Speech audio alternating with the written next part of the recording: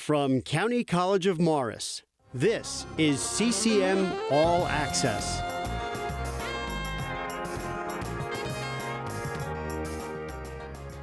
Hello, and welcome to CCM All Access, the program that brings you news and information from the County College of Morris. Students on campus, members of the community, people doing good things. I'm Logan Nauta, and our guest today is Dr. Thomson Ling, who is CCM's Dean of Liberal Arts. Dean, how are you today? I'm good. Thank you so much for having me on the show. Glad to have you here. How's your first semester going? It is going well. I started about 2 months ago, and I feel like I'm starting to settle in and getting to know the campus really well as the students, the faculty, and the staff. So I'm really starting to feel like home here. That's amazing. How has the adjustment been from Caldwell? It's been an exciting adjustment. Of course, there's been some changes, moving from a senior 4-year institution to a 2-year institution, but they're changes that I'm excited about, and it's exciting to be able to see students at the beginning of their career journey, and so I've really appreciated being a part of that so far.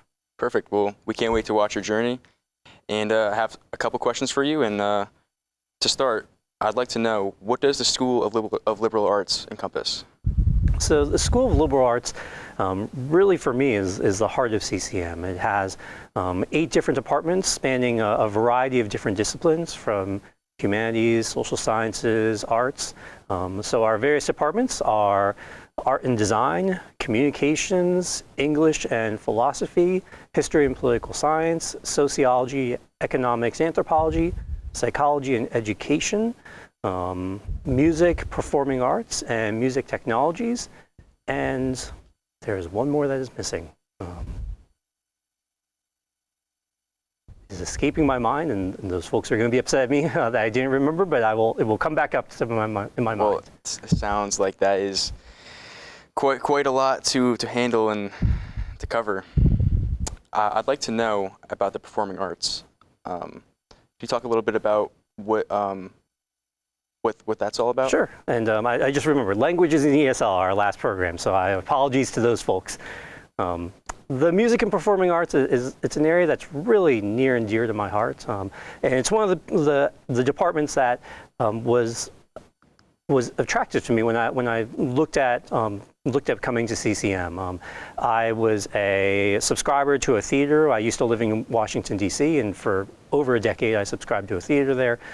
So performing arts and music has always been very near and dear to my heart. And so that is the ability to be a part of a program that really rivals, I would say, any program in the state was really wonderful to be a part of. And then related to that, of course, all the departments I really love at CCM, but the art and design. Art is an area that is near and dear to my heart as well. And so that it was exciting to come to CCM and be involved in the programs that are there. Right, and I understand that you edited a book on art therapy. Could you tell us a little bit more about that? Absolutely. So what's really interesting is that I myself am not an art therapist, but by circumstances, I've ended up being connected with the world of art therapy. In my previous position, I oversaw a pretty strong art therapy program, and art therapy is the connection between art as well as counseling, to be able to provide a modality for folks where speech is not the only way to communicate how they're feeling. And because I was involved in that program, and I believe very strongly in supporting students, I was able to work with students on various scholarly efforts, publications, and presentations in art therapy. And that all actually culminated in a book that looked at art therapy and ethical decision-making in art therapy. And so because of that, I kind of become, they like to say, they've adopted me into that world. Well, Dean, that's a perfect segue, actually, because you were the Associate Dean in Caldwell University's Psychology and Counseling program also. Tell us about that. So I started at Caldwell as a faculty member, and for I really see myself as a faculty member, and I think that I bring that even into my role as Dean of Liberal Arts here. So started as an assistant professor, worked my way through promotion and tenure, and then at a certain point moved over into administration. And I think when I made that move over, I found that I had a bit of a knack for it, and I was able to really kind of to see students really achieve their dreams and be able to have an influence on that. Wow, that's impressive, and that's got to bring you a lot of value. It's got to make you feel very good to be able to do that for students. I think that's one of the things that I love about administration. I love being at CCM is to be able to work with faculty and staff and chairs and departments to really help students get to where they want to get to help them really achieve their career dreams. And so it's exciting as a faculty member. Of course, you do that in the classroom.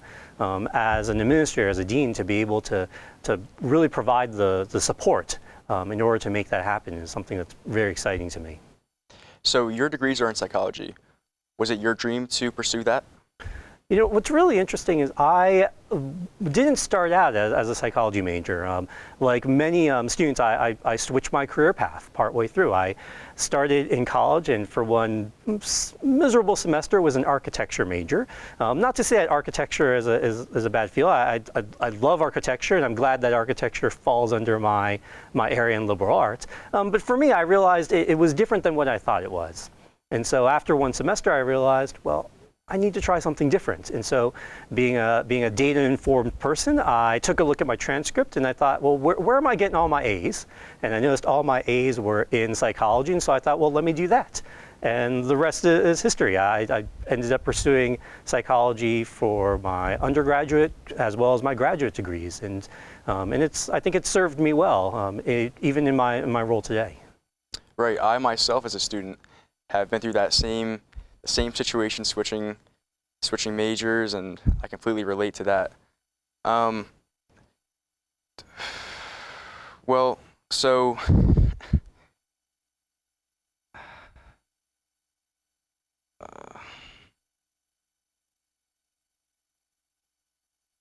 is there an area of psychology that you find most interesting?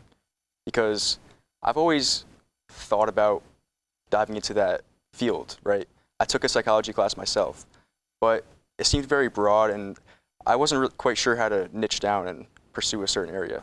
Yeah, I think psychology is one of those fields that goes into a lot of different directions, because for me, it's about understanding people and about relating to people. And so one of the things I love about psychology is that that connection with folks and being able to really listen to folks is applicable no matter what field you go into, whether that be psychology or whether that be business or whether that be communications or any other a variety of disciplines.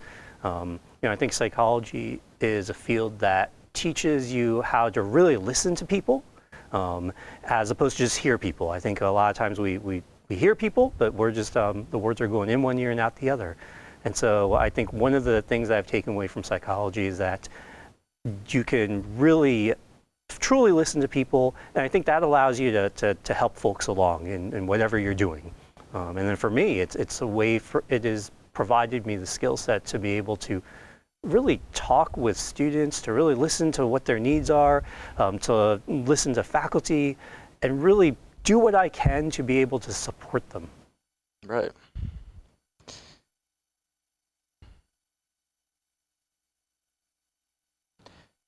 So, a couple of things that you mentioned, active listening, relating to students, are those, you would say those things make a good counselor?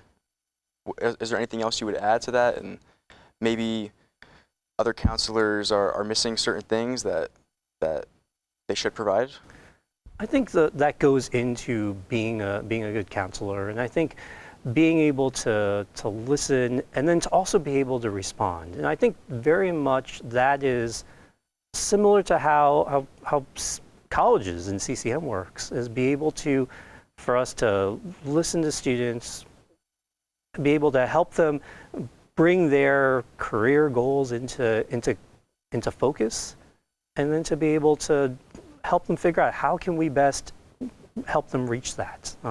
One of the things that I love about CCM is that we have faculty who are incredibly passionate about what they're doing, and we have incredible support for students to be able to gain experience, to be able to achieve whatever their dream is, whether that be moving on to a senior institution or to enter the workforce, or something else. I think about within liberal arts, our performing arts program. I would put that up against any performing arts program in the state, and for that matter, even professional performing arts. We just have an incredible talent and incredible facilities. Similarly, in our broadcasting, we have amazing facilities for students to be able to gain that hands-on experience. And even our recording, for example, I was sitting in the other day, our music recording advisory committee, which consists of professionals from all in the community. And they were commenting that at CCM, students have the ability to gain experience with technology and mentors, and our facilities even outshine that of professional recording studios. And so I think that's just an amazing resource that we provide. That's fantastic. I can't wait to ask you more about all of your strengths as the dean. Now, we will take a quick break. Please stay tuned and we'll be right back. Choosing a college is a big, big, big deal. But I know I started right because CCM's in the top 2% of community colleges in the nation. And at County College of Morris, I get to choose from over 100 programs. Whether you're just out of high school, like me, exploring career options, like me, or seeking lifelong learning, like me, make CCM your choice, like me. Go big and visit ccm.edu and aspire to be you. And we're back on CCM All Access. I'm Logan Nauta, and we're here with CCM's Dean of Liberal Arts, Dr. Thomson Ling. Dean, it was amazing hearing about all of your strengths and qualifications to be Dean of Liberal Arts at CCM. I would like to know, how'd you come to CCM? What made you come here? What was it about CCM that made this school different than other schools in the past? So as I was saying before, I started as a faculty member, and interestingly enough, I never aspired to be an administrator. It was one of those things where I worked my way through as a faculty member, and at a certain point I was voluntold to go into administration. I was asked to become a department chair, and then I moved from a department chair to an associate dean, and then from associate dean to here at CCM. And I think the thing that really attracted me to CCM was being at a senior institution. I had seen students really finish their careers, to be able to achieve a bachelor's degree or a master's degree. And what I wanted to see is I really wanted to be involved with students at the beginning of their academic journey and their career journey. And so that really attracted me to CCM, was an opportunity to work with students in the community and to really work with students who reflected the community, all the community. I think the fact that CCM, we are the community's college, and we are welcoming to everyone in the community. We're open access, and that's something that was very exciting to me, was to be able to have an opportunity to make a difference in everyone's life. Open access. I understand that you have an open door policy with faculty members. Could you tell us more about that? Yeah, so I, both with both faculty as well as staff and even students, I maintain an open door policy. I think sometimes when you are in administration, one of the drawbacks is you don't get to hear about all the wonderful things that are happening. And so I always welcome the distraction. 90% of the time I enjoy the interruption. And I have this policy where I'd love to hear about what students are doing that's amazing, what faculty and staff they're doing are amazing. And it's exciting. Every day when I hear a new story about someone who's doing something that's just it's wonderful, that's advancing CCM or advancing a student advancing their career. So I welcome any student, faculty, or staff to stop by, say hello, and tell me about what they love about CCM and about what CCM's providing for them. That's fantastic. And I feel like at a prior school such as Caldwell or Virginia Tech, it couldn't have been that easy to connect with students on that same level. I think at a senior institution that's bigger, oftentimes it's, even though I had an open door policy, sometimes it's hard for people to stop by. That they feel like, oh, your administrator is not as accessible. And so, one of the things that I love is that my office is in Cohen Hall. It's right in the center of everything. There are students constantly coming and going, faculty constantly coming and going, and that is a wonderful way for me to be in the thick of things and to be able to catch folks and say hi to folks in the hallway. I think my staff really, they joke that it takes you forever to get from one place to another on campus, and that's because one of the favorite parts of my job is hearing about what's going on. And so I will oftentimes chat with students or chat with faculty members, and that makes me somewhat late to everything, but I think that's valuable to know what's going on. It seems to me that one of your major goals is focusing on students' wants and needs and propelling them to success. Could you expand on that and then cover some of your other goals as dean? Yeah, so I think really understanding students and helping them achieve their dreams, like I was talking about before, and I think being able to really hear students' interests area, and then be able to think about, well, how do we help them get there? And then when it comes to my goals as the dean for CCM, it's really how do we best serve our students to understand what it is that we're doing well, and to be able to double down on those things. And then also think about, well, are there areas where students have a career goal or aspiration, and can we be doing it better for them? And so I think as dean, my goals are really to, one, really understand our students and our population, to understand our faculty and our staff, and be able to support them. Ultimately, we all care about our students and wanting to make sure that they succeed. And so my goals are to really, one, understand, and then two, be able to put that into action for folks. There was a transition.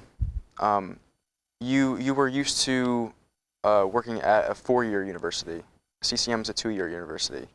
What are some of the differences and challenges with that transition? I think the challenges, I like to see challenges as opportunities.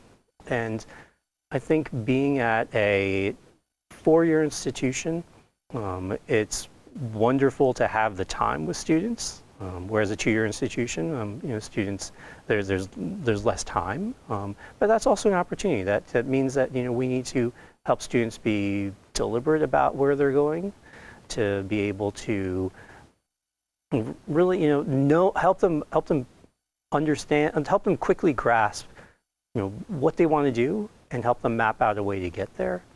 I think also at a 4-year institution, there oftentimes it's not open access. Certainly none of the 4-year institutions I've been at have been open access. And so for me, an opportunity at a 2-year institution like CCM is that we really are thinking about everyone in the community, and thinking about folks who are here for a certificate or here for a degree program or here just to take a few courses and to be able to gain some additional skills. And I think that's certainly a difference from a 4-year institution where everyone is focused on the degree. But it's also a wonderful opportunity for us to be able to provide the right amount of support for for students wherever they are. Well, Dean, you're very passionate about student growth, and you've published a few research reports over the years. Is there one project that you're most proud of? You know, most of the research I've done has always been supporting students. When you look at my background and my publications and presentations, I used to have colleagues joke that I'm easily distracted because I have so many different topics. And that's really a function of the students and helping students pursue their research interests. And the one that, there's lots that I'm proud of. One of the ones that I'm most proud of is in the area of art therapy. One of the courses that I taught for many, many years was law and ethics and counseling. So that's an interest area of mine.